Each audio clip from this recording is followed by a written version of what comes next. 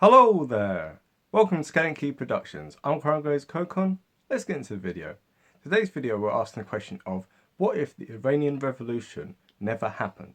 So, as we always do with any of these videos, we're going to first of all talk about some of the history, like in some of the the wider context of Iran, and then also we're then going to go into the alternative history of basically what would happen if the revolution never happened. So definitely, keep watching the rest of the video.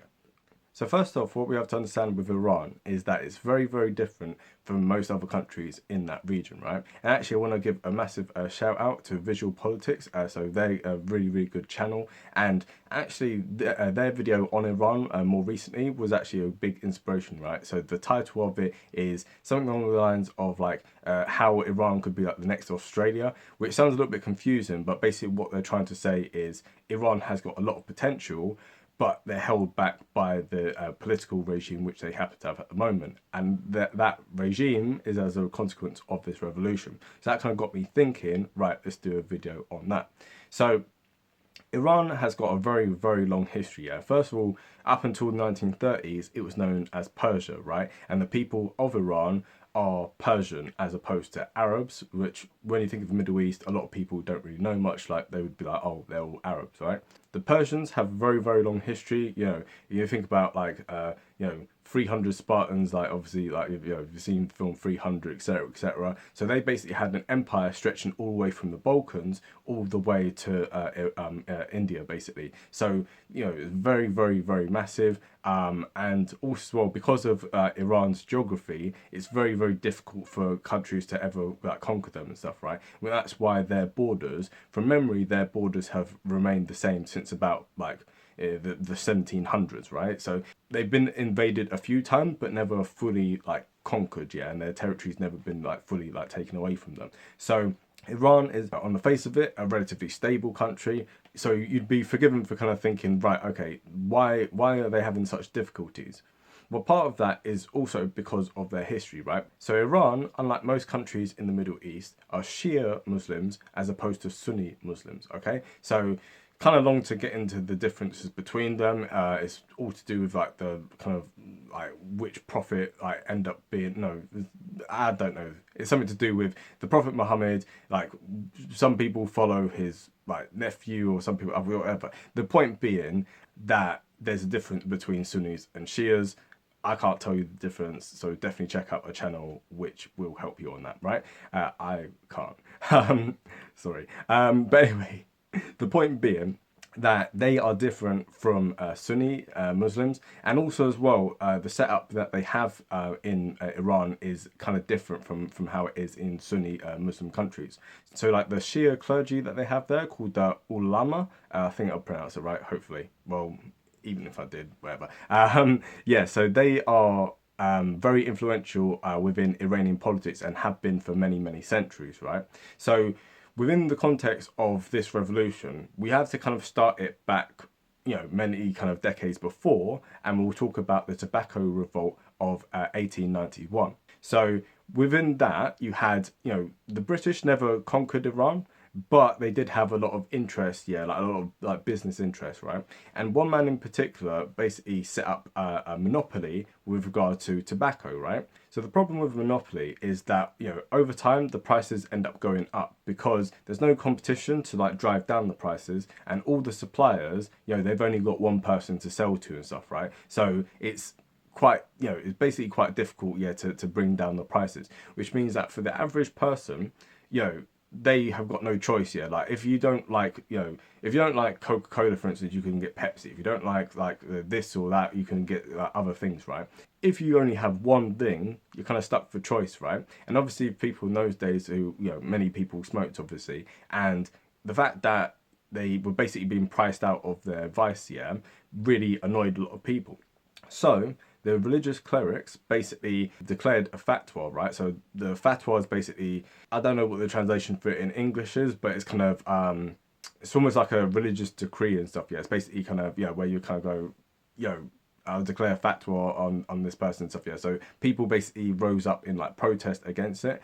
And this ended up having really significant consequences for Persian politics for quite a long time. So fast forward now a few decades to 1906, and you basically had a new constitution for Iran, which limited the power of the shah. So the shah is basically like the king of Iran, right? So the power of the shah was restricted, and also the power of the ulama end up being greatly enhanced, right? Because Iran, within this new constitution, was clearly stated as being an Islamic country. But the problem is that the shahs of Iran tended to be quite like secular, tended to be quite liberal, tended to be very westernized, right? So they wanted Iran to basically follow the model of many Western countries, which meant that this often ended up clashing with the more kind of like religiously like conservative people of Iran. In particular, in like the 1920s and 1930s, the Shah tried to implement some liberal reforms, basically banning Islamic clothing, so headscarves, like hijabs, like kind of burqas, etc., etc. All those things being banned, and on top of that, you end up having the dissolution of the separation of the sexes, yeah. So men and women, rather than being kept separate, could now obviously like intermingle and stuff, right? And this obviously annoyed many people and radicalized a great many people. In particular, one of the people it radicalized was a young student at the time who was Ruhollah, I think that's how you pronounce his name, Ruhollah Khomeini, who later obviously became known as Ayatollah Khomeini, right? And this was the person who led the Islamic revolution in Iran. Now, fast forward a few decades, and we have the early 1950s. You have someone called Mossadegh who ends up being elected as the leader of Iran. However, he was backed by communists, and within the context of the Cold War, obviously, like the British had like their old like kind of like imperial like kind of interest within it, yeah, because obviously he came in and nationalized like big parts of the economy, in particular BP. So that ended up becoming the Anglo-Iranian oil company and stuff, and this annoyed the British. But the Americans didn't want to just support like Britain's imperial interest. However, within the context of them being told this guy's a communist, yeah, like they basically end up plotting a CIA-backed like coup, and this was called Operation Ajax. And this was basically to set up so that Mossadegh would be overthrown by the people, and then the Shah was reinstated with absolute power. And then also as well, you had the Savak, which was basically the it was the Shah's security forces, and these people would imprison many people who spoke out, torture them, kill them, etc., etc. So it's a very like repressive state here, and anyone who kind of spoke out against the Shah was like really clamped down on, or was like exiled and stuff, right? And this ended up happening to Khomeini. He ended up being one of the people who ended up having to go into exile. But to kind of like ease people's tensions, yeah, what the Shah ended up implementing was something known as the White Revolution in 1963. So the White Revolution, the name for like it being the White Revolution is to make it like clear it's not a red revolution, so it's not like a communist kind of thing, yeah. However, as many kind of like reforms end up being implemented, such as like education, so literacy end up like really shooting up in Iran. The number of like university educated people really increased. The amount of like urbanization and industrialization really increased as well. So you had a lot of people moving from the farms, right, coming from the countryside to the major cities, right? And also you had many secular laws. So again, they tried to implement these things where like women were given like the right to vote, and like women were given more like kind of like powers and etc., etc. And yeah, so it's basically a lot more of a kind of like liberal kind of time. However, the problem with the White Revolution is this. On the one hand, it annoyed the religious conservatives, yeah, because they were like, hold on, you're giving women like more rights, you're being too liberal and stuff. Like, they were so liberal that there ended up being a big scandal actually that involved the Shah's family, in which like they basically oversaw this. It wasn't like someone who was a member of the family did this, yeah, but there was like a faux same-sex marriage, right? So pretend same-sex marriage in a country, Iran has had a long history of homosexuality, yeah, and people being relatively tolerant to it. Like even in the time when Iran was a Islamic country, right, people still were relatively tolerant to it. However, as with all religions, there's peaks and troughs in terms of how strictly people tend to adhere to the faith. So whereas in prior centuries it might have kind of just been overlooked, in more recent times people kind of end up being a kind of a conservative backlash, yeah, like to this, yeah. So this caused nationwide scandal when this was found out, and it was seen as like, look how degenerate they are, look at how immoral like the royal family are, look at how like westernized that they are and stuff. Yeah, like they're going completely against Islamic teachings on like kind of like homosexuality. So this ended up really radicalizing a lot of like socially conservative people, right? On the flip side, you end up also annoying a lot of like socially liberal people, yeah, like these kind of university educated people, highly literate, highly well educated, etc., and also highly secular. They are seeing like the Western world, during the 1960s, all these freedoms and stuff, but they're also seeing countries like America and Britain where people have the freedom of speech. People can like, dissent against the government and they don't get locked up, and so this also kind of didn't bode well for the Shah, because you're telling all these people, look at this, we want to become more like the West, but at the same time, using the Savak, you're cracking down on people. So simultaneously with the White Revolution, you end up annoying both the conservatives and the liberals, which is a great recipe for success, and like, I can't see any problem with this long term at all. Now fast forward a few years to 1979, and what ended up happening is you had demonstrations, right? So this was mainly against like the repression and suppression that was suffered by the Shah, and so people were kind of protesting against that. Also as well, it didn't help that the economy wasn't doing so well in the late 70s, well, for everyone in the world. So it basically kind of culminated in basically a popular uprising, which eventually ended up overthrowing the Shah. So what ended up happening in this kind of situation is very similar to what happened in Russia in 1917. So you had an initial kind of like popular uprising where people, just wanted to kind of like overthrow the old autocratic regime. But then what ended up happening is that a smaller, like more radicalized group at a later stage end up basically taking over that revolution. So in the same way with the Bolsheviks, like, in the October Revolution, they end up taking over. In the same way, the Islamists end up taking over as well. And this is because Ayatollah Khomeini ended up returning to the country, and he then led the Islamic Revolution, which, that basically gave Iran like the current kind of system that it has now. So although Iran is on the face of it a democracy, is a thing where, the clergy have a large degree of power in terms of, the press, in terms of political parties, even like the candidates for political parties, right? So yes, they'll have elections, but it's a thing of these people already been okayed by like the clergy and stuff, yeah. So it's a thing where like the only people who are really allowed to kind of even stand for office in Iran are people who like the ayatollahs already have control over. And on top of that, they end up basically running the economy into the ground. So what we can look at is this, so in 1977 the economy of Iran was 65% larger than that of South Korea's at the time, and it was 26% larger than that of Turkey. However, fast forward to the present day, and we can see that Turkey has an economy twice the size of Iran, and we can see South Korea has an economy which is 4 times larger than Iran. So what we've seen is actually like, them either going backwards in some cases, or at very least like stagnating, or just not growing as quickly as the rest of the world. And yes, of course, you can blame on sanctions and stuff, but the sanctions only have a relatively limited impact, and also the sanctions have only been in recent years as a result of like the Iran's nuclear program. So yes, the sanctions had some part on it, but also it's to do with the internal mismanagement of the economy by the ayatollahs. So first off, you end up having a reversal of what the Shah wanted. So the Shah put in a lot of privatization for different things.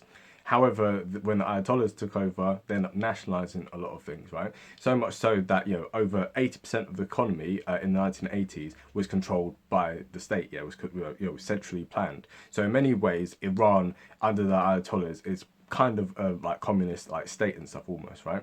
And even to this present day, it's estimated that about 60% of the economy is controlled by the state. And even Ahmadinejad, who's quite a conservative president that they had like up until relatively recently, even he said that 60% of Iran's economy is held in the hands of pretty much around 300 people, right? So big levels of corruption, big levels of inequality and stuff, and also you had a large amount of a capital flight, because if you shut down people's businesses, people, will not gonna want to stay around, right? So they go to other places which are much freer and stuff, and where their property rights are going to be much more secured.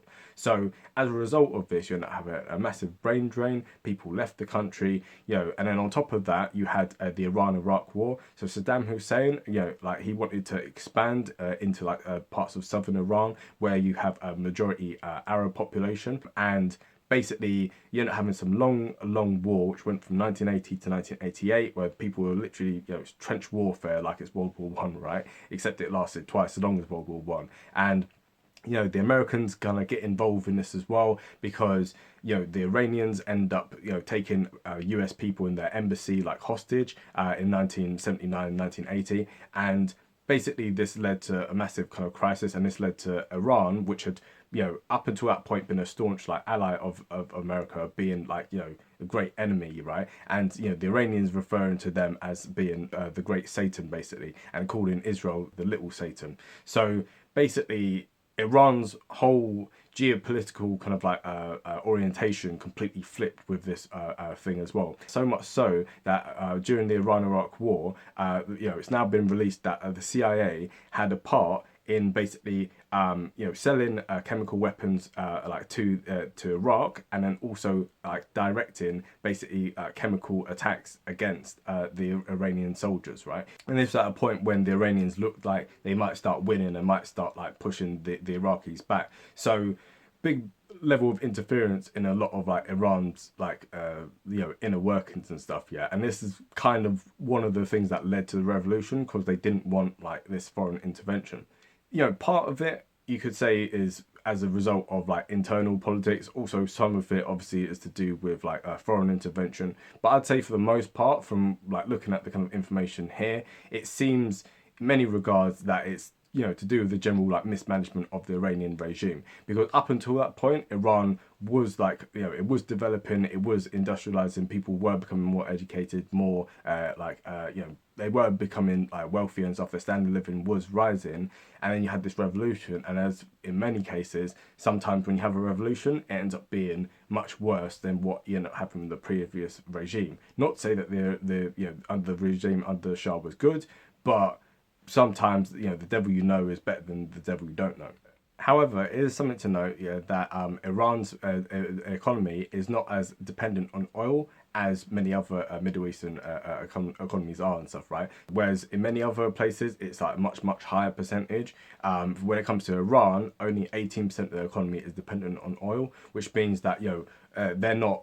When like the oil prices like go up or down and stuff, as they tend to do, Iran's economy is not wholly dependent on that, which was very good. And over time, like under like the ayatollahs, it has become more diversified. So under the Shah, it was much more dependent on oil. Now it's become much less dependent on oil, which is kind of a good thing in the grand scheme of things.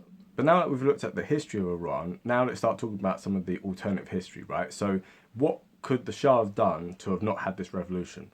Well, I think one of the obvious things could have been not to have the White Revolution. But at the same time, I don't think that having kind of less education and more suppression and stuff is necessarily a good thing.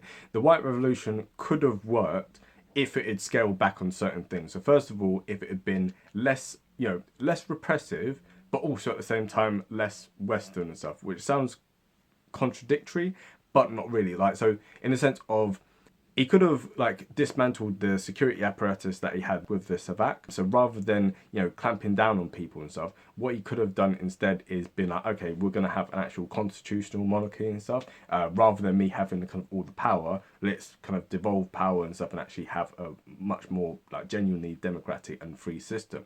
And on top of that, rather than like kind of shoving like Western like liberal secular values down the throat of the people there, instead he could have done it on a much more gradual basis. So obviously he should have like given like women the vote and stuff, but I think that some of the more kind of like secular reforms, when it came to destroying like the separation between like the sexes and stuff and all these kind of things, I think certain aspects of like conservative Islamic practices would have had to been maintained. And I think trying to move too quickly past what your population will put up with is not a great look for any government and stuff, let alone an autocratic government which then clamps down on people for protesting against those moves. So I think basically you could have gone about it in a much smarter way. And I think that if they had done this, Iran today would be much more prosperous. In many ways, it would be much freer. It still would be much more secular than it currently is, with the ayatollahs. That's the thing. Many of the people in Iran, apart from the ayatollahs and stuff, are actually relatively secular in terms of in comparison to how most places in the Middle East are and stuff. The people there are actually relatively secular. So I think that you would have seen kind of much more of that. And also as well, in terms of on a geopolitical level, especially in the last few years, you've had basically a proxy war between Iran, which is the dominant Shia power, and Saudi Arabia, which is the dominant Sunni power. So in this region, you've seen, obviously Iraq, you've seen Syria, you've seen Hezbollah in Lebanon, and in Palestine as well. You also had Yemen. So basically, in many places, the Iranians have kind of intervened, while the Saudis are trying to maintain the kind of the general status quo in the Middle East. So even when you had Arab Spring, the Iranians backed the kind of revolutionary movements in all those places, just because they want to overthrow those regimes and destabilize them and stuff, right? While the Saudis want to maintain that, and also as well they kind of used the leverage of being fellow Shias, to basically arm Shia groups like the Houthis in Yemen. They're Shia, and Iran backs these people up. And also as well Assad in Syria, he's a Shia, even though it's predominantly a Sunni country. Iraq as well, Saddam Hussein was a Sunni in a country which is predominantly Shia. And again, since the Americans have had their invasion, and since they've started to withdraw, you've seen that Iraq has become more aligned with Iran now. So they kind of did the whole Iraq war kind of for nothing, because now in many ways Iraq is an Iranian puppet. So Iran in many ways is trying to reinstate the Persian Empire which they had before. And in terms of population, Iran has got a population of almost 80 million. Saudi Arabia's got a population of about 20 million. So without US backing, Saudi Arabia wouldn't be able to stand a chance against them and stuff. But if you'd never had this, the Middle East would be much more stable than it is today, because Iran was a solid ally of the Americans, and so all the kind of tensions between them, yes, to some extent they would exist, but it would be nowhere near as entrenched as they are today. So with that being said, I hope you enjoyed this video. If you did, definitely don't forget to hit the like button. Sharing is caring, as we always say. And also subscribe if you haven't already. We have a Patreon account, so definitely go in the link in the description. And the next video is going to be on what if the Paris Commune never happened. So this is the revolution in 1871. So definitely stay tuned for that. And in the meantime, have a great day and bye.